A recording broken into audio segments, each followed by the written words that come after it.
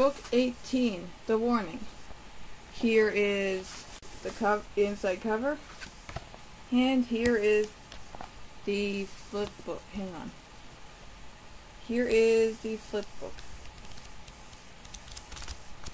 Of course, if my camera would focus, that'd be great. So, the cat is about to fall off of the table. Hang on. Welcome, Luna. So, in this book, the Animorphs discover a website about the Yeerks, including a chat room that hints that other people know of the Yeerk invasion. However, due to the confusing mix of truth and lies on the website, they can't know for sure. So they infiltrate the building that hosts the server, Web Access America, and get information about the IP addresses of the chat room participants. Oh wow, that's a penny on my shelf. This information shows that one of the richest men in the world, Joe Bob Finestre, head of Web Access America, could be either a powerful ally or a dangerous enemy. After a failed infiltration mission leads to Rachel and Axe being captured, it turns into a rescue mission.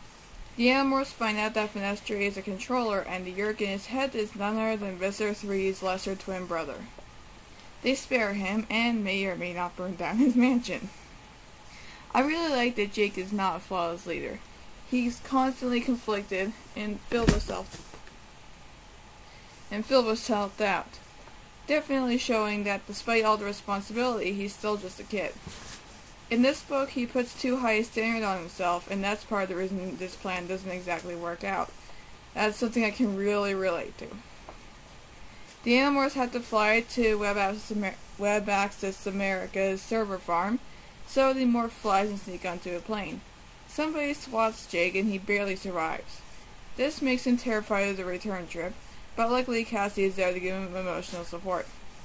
They complement each other fairly well. Jake tries to lead with his head and Cassie follows her heart. Cassie is also emotionally intelligent, while Jake is strategically intelligent. Most of the time. In this book he's not. They make a good team. It's a good thing the humor is so good in this book. The distraction the Animorphs use in the Web Access America headquarters, where they're in their battle morphs and mopping the floor, is hilarious. Such as this line. Have we gone nuts? I'm not nuts, it's the bear who's nuts. That's a carpeted floor. Finestre's Yeerk definitely has his brother's habited evil monologues. That scene was a bit awkward to read because of how long it went on without either side trying to kill the other. And I didn't learn until about halfway through it that Finestre is holding a dragon beam. Dragon? So I had to reimagine the whole scene from the beginning. Yeah, be sure to pay attention to your character's actions when writing dialogue-heavy scenes, and keep in mind that your reader doesn't know what's going on, so it's up to you to show it to them.